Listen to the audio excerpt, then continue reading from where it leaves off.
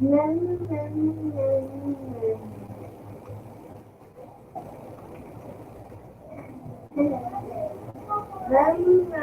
komen tak?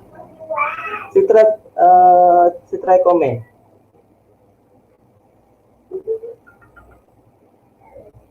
Saya dah ubah setting. Cuba try komen.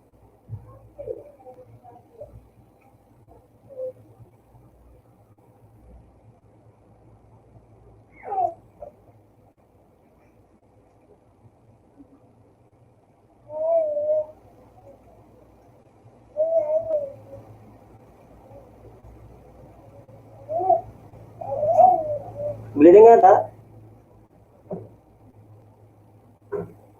Oh, boleh dengar Ni Cikgu Shima ke?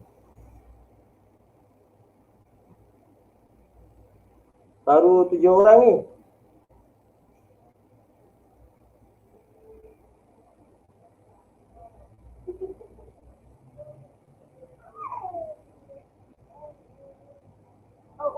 Siapa yang ada boleh cuba komen dekat komen tu. Tak tahu, takut semua cikgu ke?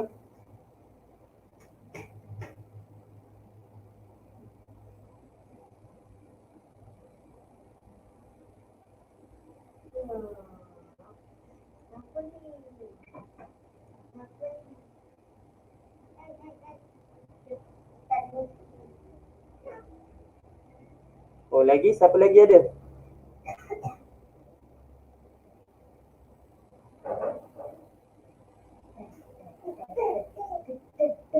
Yelah ni 30 minit je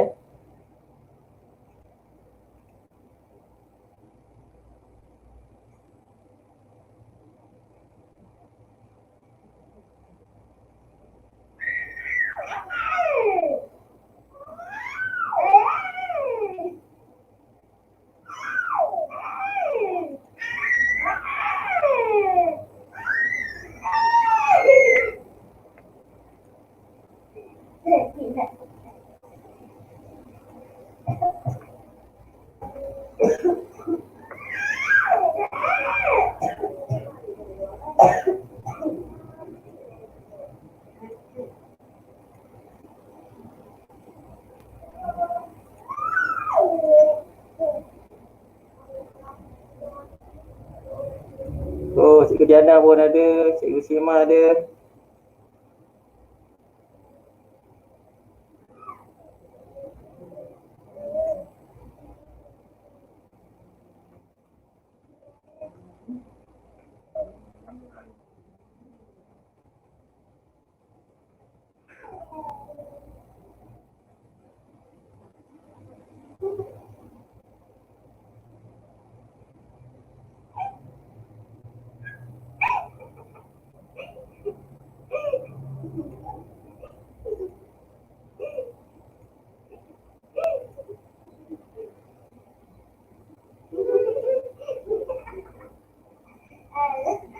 So, Aini ni ke?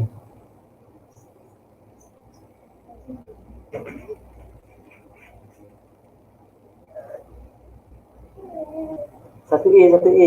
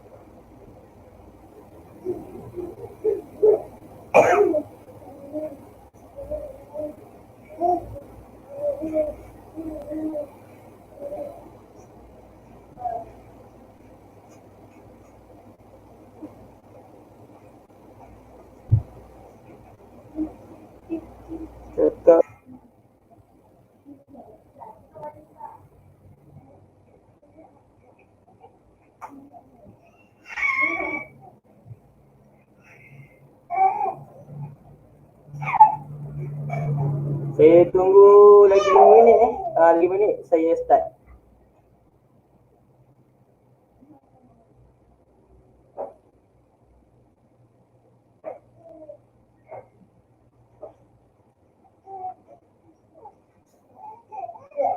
Aining Juni ni Aining ke?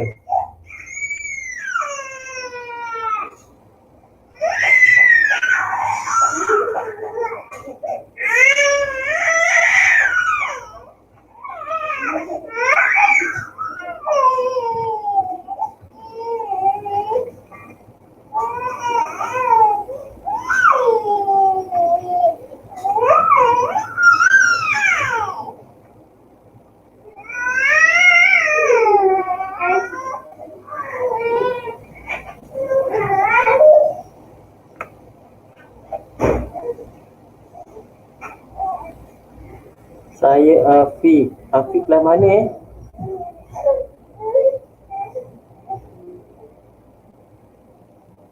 Common ke Afiq ni?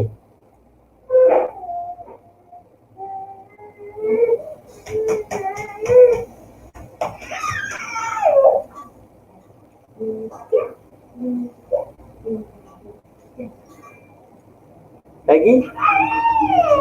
Afiq ni 2 orang je. Background suara comel.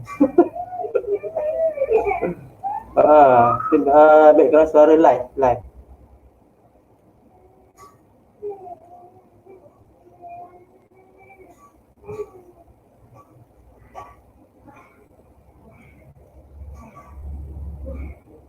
Saya Afiq 1E. Tak ingat lah.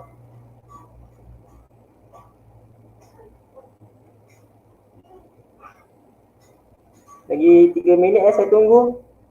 Saya Arifah Edina, kelas 1A saya ni saya kenal. Saya Aining 1A kan.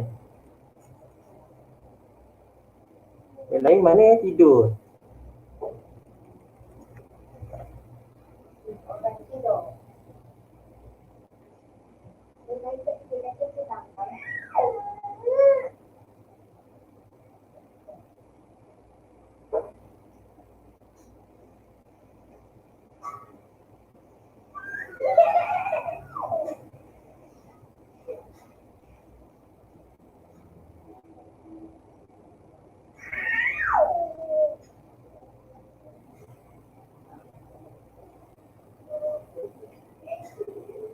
Saya Aisyatun. Aisyatun saya tahu.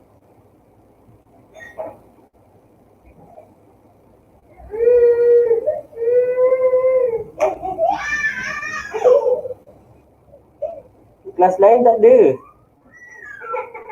1G ke?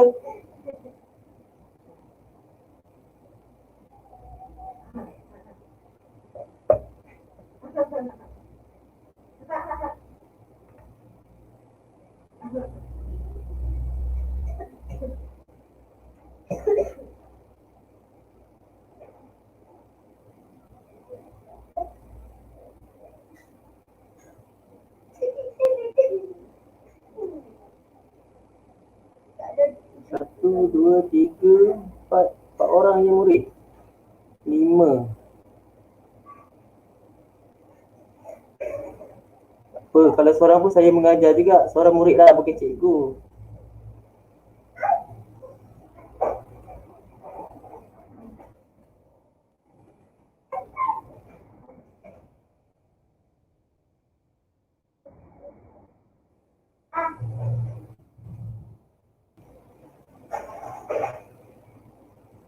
Makin turun. Apa buat? Lagi 1 minit saya tunggu.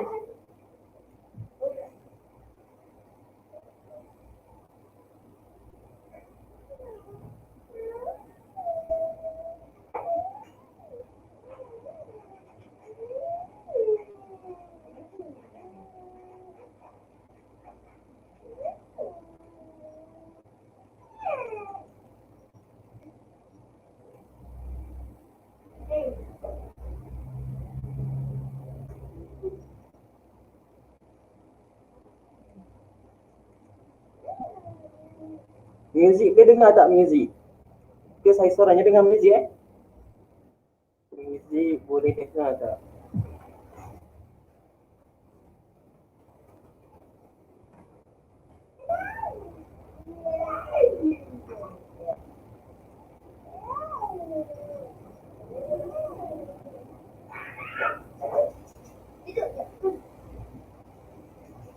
Respon itu. Muzik dia dengar tak muzik? Itu saya seorang yang dengar.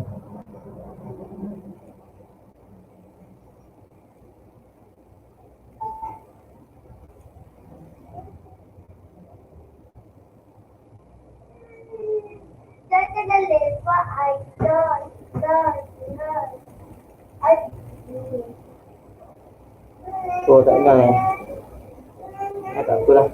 Baguslah saya dengar seorang ni. Saya nak start mengajar ni.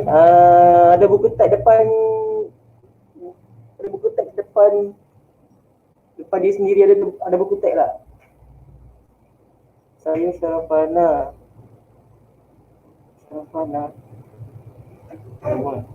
Ingat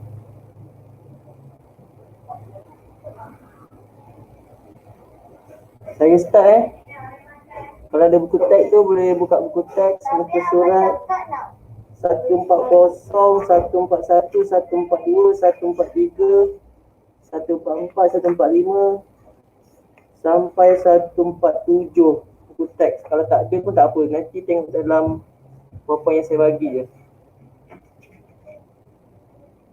Dah makan ke semua ni? Dah makan?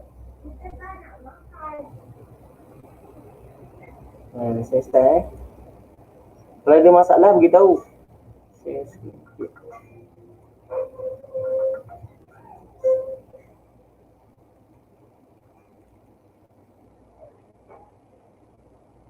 Ini slideshow untuk teks muka surat 140 tadi. Okay, yang pertama untuk apa yang kita akan dapat lepas ni. Kalau tak nampak nanti komen saya seorang yang nampak ni. So untuk yang pertama ialah penyalahgunaan bahan pengaruh rokok, alkohol dan dadah. So kalau biasanya kita gunakan darih, tapi untuk peringkat sekolah menengah tingkatan 1 kita hanya fokus kepada rokok, alkohol dan dadah. So mungkin yang ni sebab ramai murid sekolah lah yang terlibat dengan rokok, alkohol dan dadah. Selepas ni apa yang kita akan dapat ialah yang pertama, murid boleh menyatakan pengaruh rokok, alkohol dan dadah kepada diri, keluarga dan masyarakat. Itu yang pertama lah. Yang kedua, menyatakan kesan bahaya asap rokok kepada perokok pasif. So ni lepas ni kita akan tahulah apakah kesan bahaya kepada perokok pasif. Dan kita akan tahu siapakah yang dikatakan sebagai perokok pasif. Okay, saya pergi kepada slide yang kedua. Nanti kalau ada masalah beritahu dekat dalam komen tu. Kita teruskan dengan slide yang pertama. Apakah yang dikatakan rokok, alkohol dan dadah. So ini adalah bahan-bahan yang boleh mengkhayalkan dan memabukkan lah. So saya dah sediakan 3 gambar. Yang pertama, yang ini gambar rokok. Yang kedua gambar dadah. Dan yang ketiga ni gambar alkohol lah. Siapa-siapa yang pernah cuba tu harap-harap risau lah So sebab ini bukannya barang yang boleh kita cuba lah. Yang seterusnya, kesan penyalahgunaan bahan. Lepas ni ada soalan sesi Q&A, nanti boleh tulis dekat ruangan komen. Nanti saya bacakan, kalau saya boleh jawab saya tolong boleh saya jawab, ataupun kalau Cikgu Diana ke Cikgu Hashimah ke nak tolong jawabkan, boleh tolong jawabkan di ruangan komen. Okay. Yang seterusnya, kesan penyalahgunaan bahan. Yang pertama ialah gangguan kesihatan.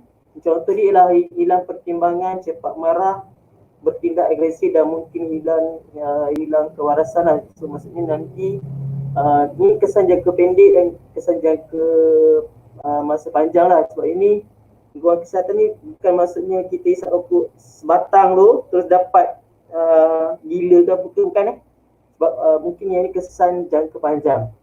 Yang kedua ialah berlaku pembaziran wang. So maksudnya bila kita beli tu so kita akan membazir duit lah, terutama murid-murid sekolah lah, sebab duit tu diberikan oleh mak bapak kita sebenarnya untuk sebagai wang saku kita beli makanan dan sebagainya di sekolah, bukannya untuk beli beli rokok dan dadah lah, sebab kalau kita pun dah ada kes sebenarnya. Yang ketiga, penyakit HIV. Yang ni lebih kepada penyalahgunaan bahan dadah lah, sebab kalau ikutkan dadah ni dia boleh diambil dengan beberapa cara lah. Untuk HIV ni biasanya dia berkongsi jarum suntikan. Kalau yang biasa, yang lain-lain tu dia hidu-hidu tu memang tak dapat. Tapi bila dia berkongsi jarum suntikan tu kemungkinan dia akan mendapat penyakit HIV sebila dia berkongsi jarum. So yang keempat, kesan dia ni kepada kerajaan. Kerajaan akan menanggung rawatan dan pemulihan yang besar, terutamanya untuk membolehkan pesakit ataupun penagih dadah, sebab di pusat rawatan tu memang semua kos ditanggung. Kos makanan dan sebagainya semua ditanggung di kerajaan. So kita tak nak yang tu berlaku kerajaan kita, sebab kerajaan menanggung kos makan dalam satu hari tu berapa ringgit. Contoh kalau tiga kali makan dah berapa. Okay. So yang tu untuk kesan penyalahgunaan bahan. Ada banyak lagi kesan dia. Saya ambil dalam buku teks. Yang tak faham boleh rujuk yang seterusnya dalam buku teks 142. Kalau ada buku teks lah, kalau tak ada tak apa. Okay, yang seterusnya adalah kesan lagi, kesan pengaruh dadah. Jadi kesan penyalahgunaan bahan yang ini ialah secara umum. Yang seterusnya ialah ini secara spesifik ataupun lebih berfokus. Yang pertama, kesan pengaruh dadah. Yang pertama ialah keruntuhan akhlak. Itu salah typing Itu akhlak tu. Sebenarnya akhlak. So akhlak ni sifat kita lah ataupun kelakuan kita lah. Yang kedua ialah kegagalan dalam pelajaran. Yang ketiga, prestasi kerja terjejas. Ini kalau ada kerja, prestasi kerja terjejas lah. Yang keempat, tersisih daripada masyarakat. Yang kelima, keruntuhan institusi kekeluargaan. Yang keenam, menjejaskan tahap kesihatan. Ini yang pengaruh dadah secara spesifik. So harap-harapnya tak ada yang mencuba Kalau rasa nak mencuba tu, saya rasa baik istighfar banyak-banyak. Lepas tu cuba tinggalkan lah. Kalau ada masalah boleh jumpa dengan kaunselor. Okay, yang seterusnya untuk kemahiran yang perlu untuk menjauhi rat. Rat ni bukan nama orang Rat ni lah singkatan bagi rokok, alkohol dan dadah. So, yang pertama ialah tetapkan pendirian. So maksudnya kita tak nak terjebak dengan tiga benda ni. So kita kena tetapkan pendirian kita lah, sebab ramai orang yang terjebak ataupun yang isap rokok dan sebagainya, dia tak tetap pendirian dia. Sebab sebagai contoh, kalau kawan dia ajak oi jomlah pergi isap rokok, kita kena tetapkan pendirian. So jangan sekali-kali mencuba, sebab benda ni bukan untuk dicuba, benda ni untuk dijauhi sebenarnya. So yang kedua, kaedah komunikasi berkesan.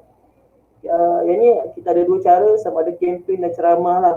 So dalam kempen dan ceramah ni sepatutnya kita kena tahu kaedah komunikasi berkesan, cara kita nak tolak. Okay, so nanti kalau ada masa ataupun sekolah nak ajukan, kita boleh dengar sama-sama lah macam mana kita nak tolak kawan kita yang ajak untuk terjebak dengan tiga benda ni, rokok, alkohol dan dadah.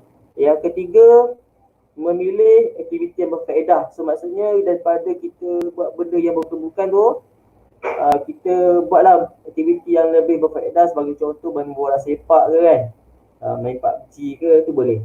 Okay. So yang keempat, yang terakhir rasanya pilih rakan yang baik. So maksudnya rakan ni sebenarnya akan mencerminkan macam mana diri kita sendiri. So pilih rakan yang baik lah senang cerita. Sebab kita lebih mudah terpengaruh kalau kita berkawan dengan orang yang kurang baik lah. Saya tak kata jahat Yang kurang baik. Yang seterusnya, apakah yang dikatakan sebagai perokok pasif?